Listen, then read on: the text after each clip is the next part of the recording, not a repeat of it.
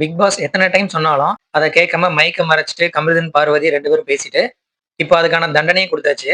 தண்டனை அவங்களுக்கு மட்டும் இல்லாம, வீட்ல இருக்க எல்லாருக்கும் சேர்த்தே தண்டனை குடுத்துட்டாங்க. ஸோ இதெல்லாம் இவங்க 2 பேரும் மனசார உணர்ந்தாங்களா, இல்லையான்னு கூட தெரியல. இப்ப ஜாலியா இருக்காங்க. ஸ்டார்ட்டிங்ல பார்வதி சாரி, சாரின்னு கேட்டுட்டு இருந்தாங்க பிக் பாஸ் கிட்ட. நான் மனசார சாரி கேட்கிறேன் எல்லாருக்காகவும் சொல்லிட்டு இருந்தாங்க. அவங்க மனசார கேட்கிறத வாயில தான் சொல்றாங்களே தவிர, அவங்க நடவடிக்கை எல்லாம் பார்த்தா அவங்க சாரியா ஃபீல் பண்ற மாரி தெரியல.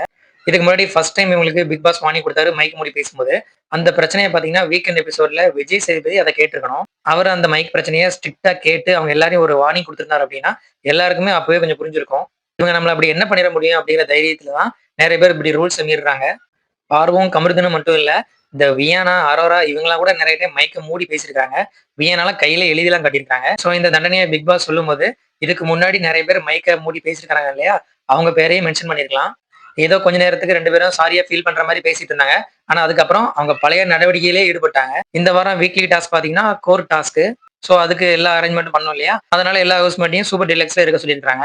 அப்படி எல்லாரும் ஒண்ணா இருக்கும்போது கூட கமருதீனும், பார்வதியும் ரொமான்ஸ் தான் பண்ணிட்டு இருக்காங்க. அமிர்தன், பார்வதி மடியில படுத்திருந்து கொஞ்சிக்கிட்டு இருக்காங்க. இத சாண்ட்ரா மத்த எல்லாரும் கேட்கறாங்க. "இவ்வளவு பிரச்சனை நடந்திருக்கு. இவ்வளவு பனிஷ்மென்ட் வாங்கியிருக்கிறோம். அப்ப கூட உங்களுக்கு ரொமான்ஸா?" அப்படிங்கிற மாரி கேட்கறாங்க. சோ இந்த பார்வதியும், கமருதனும் கண்டிப்பா அடங்க போறதில்ல. இந்த வார டாஸ்க், கோர்ட் டாஸ்க் வேற. நார்மலா சின்ன சின்ன விஷயத்துக்கே வாதாடுவாங்க. இப்ப வாதாடுறதே ஒரு டாஸ்க்கா குடுத்துருக்காங்க. என்னென்ன சண்டை போட போறாங்கன்னு தெரியல. பார்ப்போம்.